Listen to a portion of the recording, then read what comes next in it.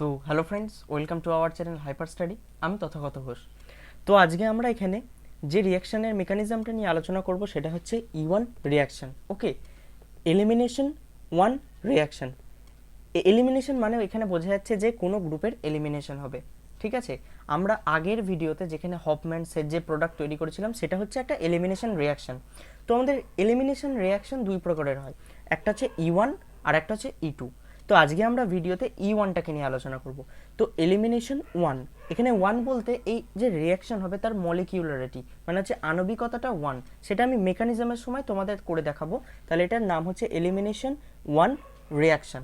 ঠিক আছে, এই ই1 মেকানিজম যেটা জানতে গেলে তোমাদের আগে কটা ভালো স্টেপ জানতে হবে। দেখো, তো প্রথম যে গুরুত্বপূর্ণ পয়েন্ট হচ্ছে সেটা হচ্ছে এই ই1 রিয়াকশনটা টু স্টেপ রিয়াকশন। ঠিক আছে, দুটো স্টেপে সম্পন্ন হবে। তার পরের পয়েন্ট হচ্ছে উইক বেস। এখানে আমরা যে বেসটাকে কাজে লাগাবো সেটা সর্বদা উইক বেস হবে। ঠিক আছে, আর সর্বদা তোমাদের কিন্তু হিটের সিম্বল দেয়া থাকবে। যদি তোমাদের রিয়াকশন করার সময় উইক বেস আর হিট উপস্থিত থাকে, প্রেজেন্স অফ হিট, তাহলে তোমরা বুঝে নেবে যেটা ই1 মেকানিজম। আর লাস্ট যে পয়েন্ট সেটা হচ্ছে কার্বোক্যাটায়ন জেনারেট হবে। তো আমরা এখানে বলেছিলাম দুটো স্টেপ। তো ফার্স্ট স্টেপে কার্বোক্যাটায়ন জেনারেট হবে আর সেকেন্ড স্টেপে কি হবে, বেস এসে অ্যাসিটিক হাইড্রোজেনটাকে নিয়ে যাবে। তো আমরা সেটা মেকানিজমে দেখব। তো দেখো, আমরা এখানে একটা সাবস্ট্রেট নিয়ে নিয়েছি যেটার উপর আমরা ই1 রিয়াকশনটাকে দেখব। তো দেখো, প্রথমে আমরা কি বলেছি, ই1 রিয়াকশন হচ্ছে দুটো স্টেপ। তো এটা হচ্ছে প্রথম স্টেপ। তো আমি এখানে নোট ডাউন করছি, এটা হচ্ছে প্রথম স্টেপ। ওকে, তো প্রথম স্টেপে যদি তোমাদের দেখো এই প্রোডাক্টটা দিয়ে এখানে যদি লেখা থাকে উইক বেস, একটা উইক বেসের উদাহরণ হচ্ছে C2H5OH। ওকে, এটা উইক বেস হিসেবে কাজ করে।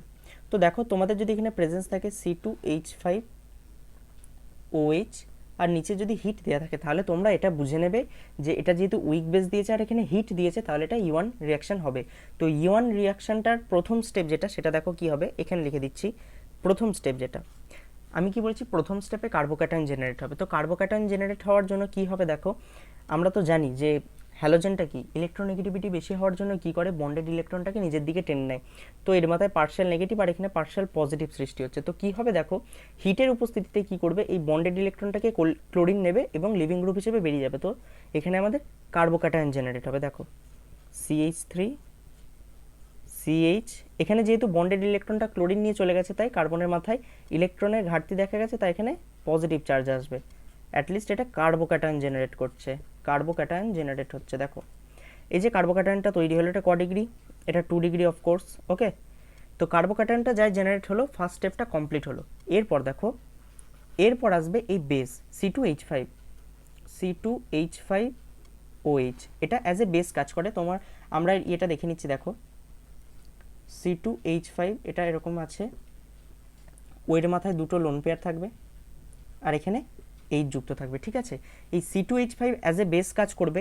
তো তখন কি হবে দেখো, আমরা সাবস্ট্রেটটাকে লিখছি CH3CH, এখানে যেহেতু পজিটিভ আছে কার্বোক্যাটায়ন, CH, এখানে H আর CH3। তো দেখো, আমরা বলেছিলাম যে কার্বনটাতে এই যে ক্লোরিন যুক্ত আছে, হ্যালোজেন যুক্ত আছে, সেটা হচ্ছে আলফা কার্বন। আমরা প্রথমে যখন হফম্যান সেট যে প্রোডাক্ট তৈরি করেছিলাম তখন সেখানে আমরা দেখিয়েছিলাম। তো এটা হচ্ছে আলফা কার্বন, কারণ এই কার্বনটার সাথে হ্যালোজেন গ্রুপ যুক্ত ছিল। তো আলফা কার্বনের পাশের যে দুটো কার্বন আছে সেটাকে বলা হয় বিটা। ওকে, আর বিটা কার্বনের সাথে যুক্ত হাইড্রোজেনগুলোকে কি বলা হয়, বিটা হাইড্রোজেন।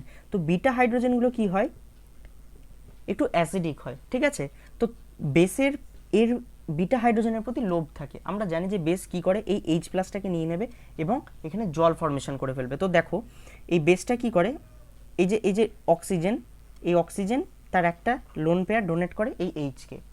তো এইচের সাথে যখনই বন্ড তৈরি করার চেষ্টা করে, এই যে কার্বনের সাথে হাইড্রোজেন যে বন্ডটা করেছে সেই বন্ডটা শিফট হয়ে যায় এখানে।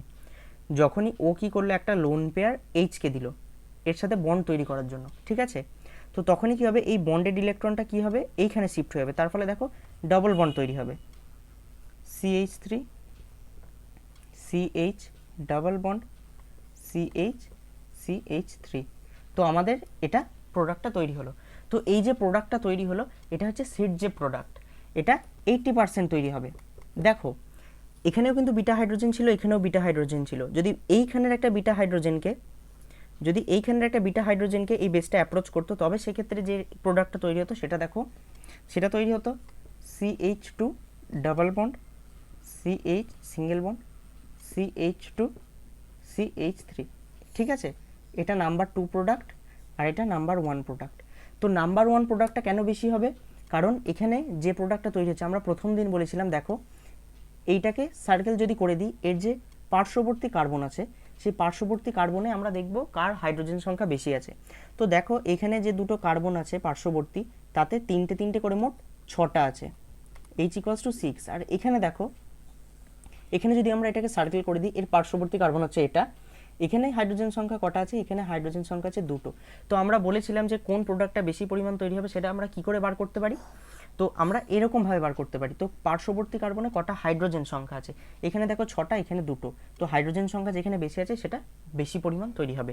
তো এটা 80% তৈরি হবে আর এই প্রোডাক্টটা 20% তৈরি হবে। তো এই প্রোডাক্টটার নাম হচ্ছে সেট জে প্রোডাক্ট আর এই প্রোডাক্টটার নাম হচ্ছে হফম্যান প্রোডাক্ট। তো এখানে আমরা কোন প্রোডাক্টটা বেশি তৈরি হবে আশা করি আমরা বুঝতে পেরেছি।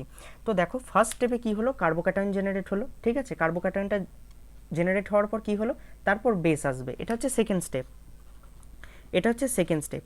আর একটা কথা, কার্বোক্যাটায়ন যেখানেই জেনারেট হবে সেখানে কিন্তু হাইড্রাইড শিফটিংয়ের ব্যাপার আসবে। তো আমরা আসবো সেটা নেক্সট উদাহরণে, আমরা হাইড্রাইড শিফটিং কিভাবে হয় সেটা আমরা দেখব। তো এই যে বেসিক যে মেকানিজম, প্রথমে কি হলো, ক্লোরিনটা কি করলো, বন্ডেড ইলেকট্রন নিয়ে বেরিয়ে গেল। যখনই বন্ডেড ইলেকট্রন নিয়ে বেরিয়ে গেল, এর মাথায় পজিটিভ চার্জ এলো, তো এখানে 2 ডিগ্রি কার্বোক্যাটায়ন জেনারেট হলো। এটা হচ্ছে ফার্স্ট স্টেপ। তো দেখো এই যে টোটাল 2 স্টেপে যে রিয়াকশনটা হলো, এই প্রথম স্টেপটাই হচ্ছে রেট ডিটারমাইন স্টেপ। তো আমরা যদি এটার রেট লিখতে চাই, এই যে বিক্রিয়াটা হলো এর যদি আমরা রেট লিখতে যাই তখন লিখব কে, এই যে অ্যালকিল হ্যালাইডটাকে আমরা সাবস্ট্রেট হিসেবে ব্যবহার করেছিলাম। প্রথম স্টেপে কিন্তু শুধু এই বিক্রিয়া করছে, বেস কিন্তু কাজ করছে না। প্রথম স্টেপে কি করছে, এই ক্লোরিনটা নিজের ইলেকট্রন নিয়ে বেরিয়ে যাচ্ছে, কোনো বেসের দরকার হচ্ছে না, বেসটা দরকার হচ্ছে সেকেন্ড স্টেজে। তো প্রথম স্টেপটাই হচ্ছে রেট ডিটারমাইন স্টেপ। তো প্রথম স্টেপে যেহেতু কে আর এক্স, এখানে শুধু সাবস্ট্রেটটা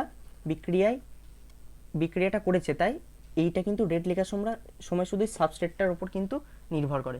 তো এর অর্ডার যেহেতু 1, তাই এটাকে বলা হয় E1 রিয়াকশন, মানে এই বিক্রিয়াটার যে আণবিকতা সেটা 1, কারণ এখানে একটা সাবস্ট্রেট ব্যবহার হচ্ছে, রিয়েজেন্টটা কিন্তু এই রিয়াকশনটায় কোনো কাজে আসছে না, রিয়েজেন্ট আসছে সেকেন্ড স্টেপে, কিন্তু সেকেন্ড স্টেপটা রেট ডিটারমাইন স্টেপ নয়।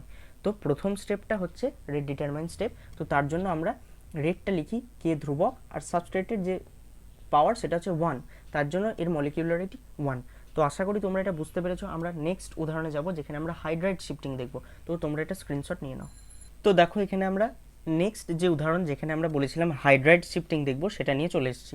তো দেখো প্রথমে কি হবে, এটা যেহেতু E1 মেকানিজম, তাই এটা C2H5OH এর উপস্থিতি আছে আর হিট আছে। এই হিটটা কিন্তু খুব মাস্ট, এই হিট থাকলে তোমরা বুঝে নেবে যে এখানে E1 মেকানিজম লাগবে। তো প্রথমে কি হবে, ক্লোরিন এই বন্ডেড ইলেকট্রন নিয়ে বেরিয়ে যাবে। তো দেখো কার্বোক্যাটায়ন জেনারেট হবে, CH3 CH CH3, ওকে, CH ওকে, এখানে কার্বোক্যাটায়ন জেনারেট হলো, এই কার্বনের মাথায় পজিটিভ চার্জ এলো। তো দেখো কার্বোক্যাটায়ন যেখানে জেনারেট হবে সেখানে আমরা বলেছি যে কার্বোক্যাটায়নের স্থায়িত্ব পাওয়ার জন্য যা কিছু হতে পারে। তো দেখো কোনো কারণে যদি এই কার্বনের মাথার যে পজিটিভ চার্জ, এটা কত ডিগ্রি, আগে দেখি এই কার্বোক্যাটায়নটা কত ডিগ্রি, এটা হচ্ছে 2 ডিগ্রি, কারণ এই কার্বনটা দুটো কার্বনের সাথে যুক্ত আছে, তাই এটা 2 ডিগ্রি কার্বোক্যাটায়ন। তো 2 ডিগ্রি কার্বোক্যাটায়নের থেকে 3 ডিগ্রি যে কার্বোক্যাটায়ন মানে 3 ডিগ্রি, সেটা কিন্তু মোর স্টেবল। তাহলে দেখো এই পজিটিভ চার্জটা যদি বাই চান্স কোনো কারণে এখানে চলে আসে, তাহলে দেখো এই কার্বনটা কিন্তু 3টে কার্বনের সাথে যুক্ত আছে, ঠিক আছে, অ্যাটাচড উইথ 3 কার্বনস। তো তাহলে এখানে যেটা তৈরি হবে সেটা হচ্ছে 3 ডিগ্রি। তো এই 3 ডিগ্রিটা বানাতে গেলে আমাদের কি করতে হবে, দেখো এর যে একটা হাইড্রোজেন আছে এটা আমাদের এখানে পাঠিয়ে দিতে হবে। তো দেখো কি করব, CH3 CH2 CH3 পজিটিভ চার্জটা এখানে চলে এলো। আমরা কি করলাম, এই যে কার্বনের সাথে যে হাইড্রোজেনটা ছিল সেটাকে আমরা এখানে পাঠিয়ে দিলাম। তো এখানে পজিটিভ চার্জটা এখানে চলে আসবে, দেখো হাইড্রোজেনটা যাই কার্বনে পাঠিয়ে দিলাম, এটা H2 হয়ে গেল আর এখানে পজিটিভ চার্জ চলে এলো। তো এটা হচ্ছে 3 ডিগ্রি। তো এখানে কি হলো, হাইড্রাইড শিফটিং হলো, হাইড্রাইড শিফটিং হলো, ঠিক আছে। এই হাইড্রাইড শিফটিংটা এখানে আমরা আশা করি বুঝতে পেরেছি। এরপরে 3 ডিগ্রি কার্বনটা কি হবে, বেস অ্যাটাক করবে।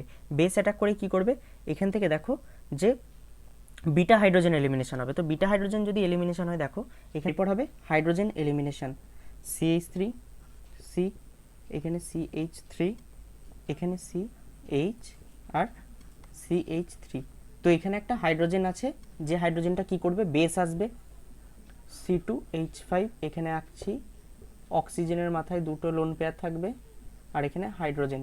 তো এই লোন পেয়ারটা যখনই হাইড্রোজেনকে দান করবে, এর সাথে বন্ড তৈরি করার চেষ্টা করবে, এই বন্ডেড ইলেকট্রনটা শিফট হয়ে যাবে এখানে। তো এখানে যখনই শিফট হয়ে যাবে, দেখো আমাদের যে ডিমান্ডিং প্রোডাক্ট আমরা পেতে চাইছি, বিক্রিয়াটা এখানে শেষ হয়ে যাবে আর ডিমান্ডিং প্রোডাক্ট আমরা পেয়ে যাব।